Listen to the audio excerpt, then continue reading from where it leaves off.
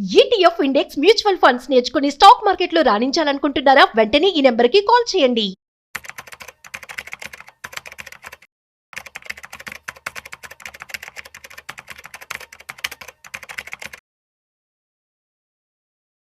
నమస్తే, welcome to Suman TV. నేను విష్ణు. ప్రస్తుతం మనతో పాటు సీనియర్ స్టాక్ మార్కెట్ అనలిస్ట్ ప్రభు మాలంపాటి గారు ఉన్నారు. సార్తో మాట్లాడదాం. సార్ నమస్తే. సార్ నమస్తే విష్ణు గారు. Welcome to Suman TV. Thank you sir. Thank you for calling. Sir, Prabhu గారు, ఇప్పుడున్న మార్కెట్ సినారియోని దృష్టిలో ఉంచుకొని అదేవిధంగా నెక్స్ట్ ఒక 5 to 10 years మార్కెట్ను కూడా కొంత దృష్టిలో ఉంచుకొని, అంటే అప్పటికి ఏ సెక్టార్స్ బాగా ఫ్లరిష్ అయ్యే అవకాశం ఉంటుంది ఏంటన్న ఆలోచనలో చేస్తే, అంటే ఒకవేళ లాంగ్ టర్మ్ తీసుకోవాలి, ఒక 5 to 10 years long term investment కనుక ఒకవేళ ప్లాన్ చేసుకోగలిగితే ఏ సెక్టార్స్ బాగున్నాయంటారు? యాజ్ పర్ ద గవర్నమెంట్ పాలసీస్ని కూడా దృష్టిలో ఉంచుకుని పిఎల్ఐ స్కీమ్ కింద బెనిఫిట్ అయ్యేవి. గవర్నమెంట్ కూడా సపోర్ట్ చేస్తుంది కదా, సపోర్ట్ చేసేది. ఫ్యూచర్ జనరేషన్ స్టాక్స్ అంటారు వాటిని.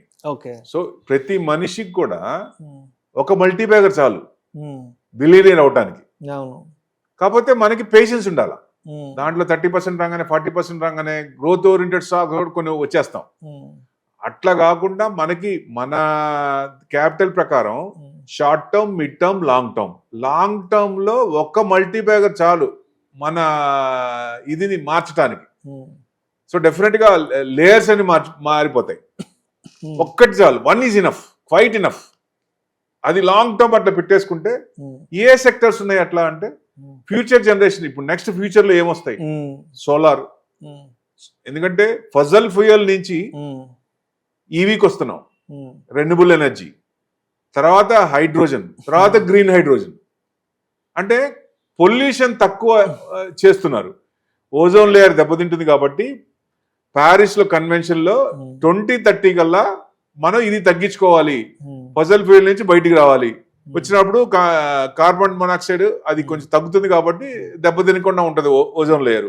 ఇట్లా ఒకవేళ కంటిన్యూ అయితే కార్బన్ ట్యాక్స్ కట్టాల్సి వస్తుంది ఏదైనా ఎక్స్పోర్ట్ చేసినప్పుడు. అది కనుక మన లేయర్స్ తగ్గపోతే, ఆ ఎఫెక్ట్ కనుక తగ్గపోతే. సో అది 2030కి అంటున్నారు, కానీ కొంచెం టైం పెంచేటట్టున్నారు. ఎందుకంటే పెట్రోల్, డీజిల్ నుంచి మనం ఈవీకి రావాలన్నా ఇంకా కొంచెం టైం పట్టేటట్టు ఉంది. సో మన ఫ్యూచర్ చూడాల్సి అంటే నెక్స్ట్ మీరన్నట్టు 5 to 10 years, ఏదన్నా మల్టీ బ్యాగర్ అంటే 10 years అనుకోండి, కన్సిస్టెంట్ గా 14%, 15% అబోవ్ రిటర్న్స్ ఇస్తుందా, అది మంచి కంపెనీ కింద లెక్క. ఎన్విడియా చూడండి ఎక్కడి నుంచి ఎక్కడికి వచ్చింది. Chip manufacturing companies. ఎన్విడియా ఇవాళ అసలు ఏ రేంజ్ కి వెళ్ళిపోయింది, మొత్తాన్ని అన్నింటిని బీట్ చేసింది కదా. వరల్డ్స్ టాపెస్ట్, అంతే బెస్ట్. ఎందుకని? ప్రతి దానికి చిప్ అవసరమే. మీరు స్కూటర్ కొన్నా, కారు కొన్నా, ఫ్రిడ్జ్ కొన్నా, ల్యాప్టాప్ కొన్నా, ఏది కొన్నా, ఎలక్ట్రానిక్స్ ఐటమ్స్ ఏది కొన్నా దాంట్లో చిప్ ఉండాల్సిందే. మనం మీకు గుర్తుందో లేదో, కోవిడ్ లో చిప్స్ లేక కార్ సేల్స్ ఆగిపోయినాయి. ప్రొడక్షన్ అయ్యి చిప్స్ లేక ఆపేశారు. అప్పుడు చాలా ఇబ్బంది పడ్డాం, మనకి తైవాన్ నుంచి రాక. సో ఇప్పుడు మన ఇండియా పిఎల్ఐ స్కీమ్ కింద ఎక్కువ సెమీ కండక్టర్స్ ప్లాన్ చేసుకోవడానికి ప్రమోషన్ ఇస్తోంది బాగా. సో గుజరాత్ లో ఆల్రెడీ స్టార్ట్ అయింది. అంటే మన నానో చిప్స్ చేస్తున్నాం ప్రస్తుతానికి. మేజర్ చిప్స్ కూడా 2028 నుంచి స్టార్ట్ అవుతాయి. సో అక్కడి నుంచి ఇట్స్ ఎ గేమ్ చేంజర్ అనుకోవచ్చు మనకి. సో డెఫినెట్ గా ప్లాట్ఫామ్ మొత్తం చేంజ్ అయిపోద్ది విపరీతంగా.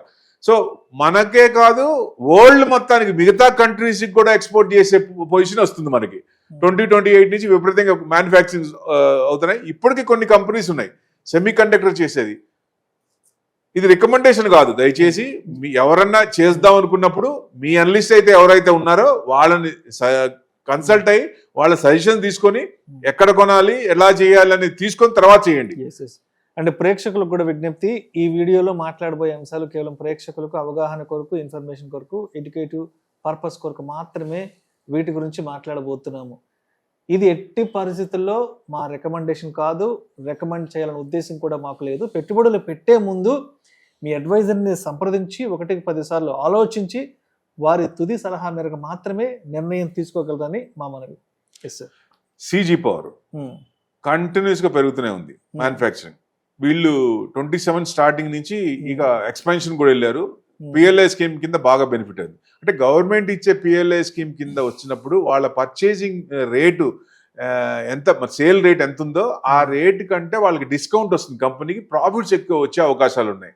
సో సిజీ పవర్ కానీ, ఏఎస్ఎం టెక్నాలజీ కానీ, తర్వాత మోస్చిప్ కానీ, తర్వాత డిక్సాన్ టెక్నాలజీస్ కానీ, ఈవెన్ రిలయన్స్ కూడా ఫ్యూచర్లో వచ్చే ఛాన్సులు ఉన్నాయి. టాటా వాళ్ళు కూడా ప్లానింగ్లో ఉన్నారు. ఎక్కువ మంది అంటే ఇది గేమ్ చేంజర్ కాబట్టి మేజర్ వాళ్ళందరూ దీంట్లోకి వస్తారు. ప్రస్తుతానికి ఇలాంటి కంపెనీలు మోస్చిప్, ఏఎస్ఎం టెక్నాలజీ, టాటా ఎలక్సీ, వేదాంత, ఎంఐసి ఎలక్ట్రానిక్స్, చిన్న చిన్న కంపెనీస్ కూడా నానో చిప్స్ కానీ అట్లాంటి తయారు చేస్తున్నాయి. కాబట్టి ఎందుకంటే ఎక్కువ ఇది సెమీ కండక్టర్లో ఎక్కువ ఛాన్సులు ఉంటాయి. అంటే దానికి అంటే పవర్ కన్జంప్షన్ తక్కువై అవుట్పుట్ ఎక్కువై దానికి మంచిగా హెల్ప్ చేస్తాయి కాబట్టి ఎక్కువ దానికి లైఫ్ కూడా ఉంటాయి. సో అట్లాంటి సెమీ కండక్టర్స్ ప్రస్తుతానికి మనం చిన్న చిప్సే చేస్తున్నాం, తైవాన్ నుంచి తెప్పించుకుంటాం మేజర్. ఇప్పుడు గుజరాత్లో స్టార్ట్ చేసాం. సో 27-28 మధ్యలో ఇక అక్కడి నుంచి ఫుల్ లెంత్గా స్టార్ట్ అయితే ఇలాంటి ఇదన్నీ ఒక మంచి గేమ్ చేంజర్ అనుకోవచ్చు. అంటే జీడిపిలో విపరీతంగా ఈ మనకి గేమ్ చేంజర్ అయితే జీడిపి మనకి ఇప్పుడు దాదాపుగా 4 ట్రిలియన్ ఉన్నాం. నెక్స్ట్ 4 years టార్గెట్ పెట్టుకున్న 5 ట్రిలియన్ యాడ్ అవ్వాలన్నా 5 years కూడా పట్టదేమనిపిస్తోంది ఈ వనక గేమ్ చేంజర్ అయితే. సో డెఫినెట్ గా విపరీతంగా వచ్చే ఛాన్స్ ఉంటుంది. అంటే దానికి అనుగుణంగా ఏంటి సోలార్ కూడా ఎక్కువ మంది ఇచ్చేస్తున్నారు. రిటైల్ కూడా హౌస్ పరంగా కూడా ఇళ్లలో కూడా పెట్టుకుంటున్నారు. సో ఆ సోలార్ కన్జంప్షన్ కూడా పెరుగుతుంది. గవర్నమెంట్ కూడా బాగా సపోర్ట్ చేస్తుంది, డిస్కౌంట్ కూడా ఇస్తుంది. సో డెఫినెట్ గా సోలార్ ఏదైతే స్టాక్స్ ఉన్నాయో అలాంటివి కూడా లాంగ్ టర్మ్ పెట్టుకోవచ్చు. ఇట్లా డిఫెన్స్ సెక్టర్ మనకి పాకిస్తాన్ వార్ లో చూసాం, మన ఆర్మ్స్ ఎంత గట్టిగా ఉన్నాయో, వాళ్ళు ఎంత లూజ్ అయినాయో, చైనా నుంచి కొనుక్కున్నాయి ఎంత చండాలంగా ఉన్నాయో వరల్డ్ మొత్తమే చూసింది, మనం చెప్పక్కర్లేదు. సో యూరోపియన్ కంట్రీస్ కూడా జీడిపిలో 3 to 5% నెక్స్ట్ 35 years లో వాళ్ళు ఇన్వెస్ట్మెంట్ చేద్దాం, జీడిపిలో పర్సెంటేజ్ 3 to 5% పెంచుకుంటున్నారు. ఆర్డర్స్ ఎక్కడికి వస్తున్నాయి? హెచ్ఏఎల్ కానీ, బీడీఎల్ కానీ గవర్నమెంట్ కంపెనీస్కి వస్తున్నాయి. ప్రైవేట్ కంపెనీస్ కూడా కొంచెం వచ్చే ఛాన్సులు ఉన్నాయి.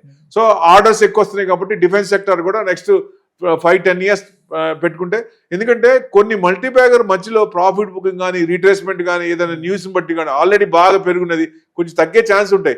ఆ తగ్గినప్పుడు చాలా మంది హైలో కొంటారు. హైలో కొనుక్కున్నప్పుడు ఇంకా టైం పడుతుంది అనుకుంటారు. కానీ దయచేసి లాంగ్ టర్మ్ అనుకొని దాంట్లో అలాంటి వాటిలో కొంత ఆ స్క్రిప్ట్ పడినప్పుడల్లా, రీట్రేస్మెంట్ అయినప్పుడల్లా ఎక్కువ చేస్తుంటే లాంగ్ టర్మ్ లో మంచి రిటర్న్స్ వచ్చే అవకాశాలు ఉంటాయి.